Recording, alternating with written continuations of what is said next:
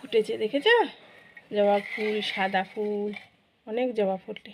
আমার গোপালকে দেখে নাও, এখন চান করার জন্য উদ্ব্যস্ত হয়ে আছে। কখন মা স্নান করাবে? এই তো তোমার এখনই করাবো বাবা।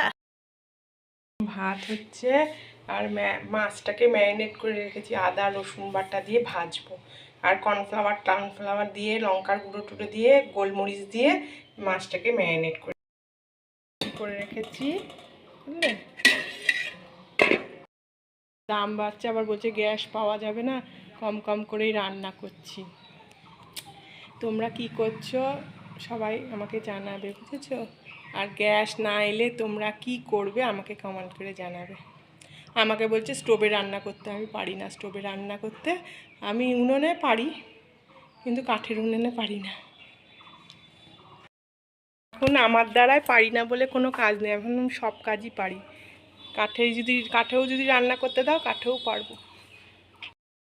ওয়েদার তোমাদের ওখানে কি মেঘলা ওয়েদার?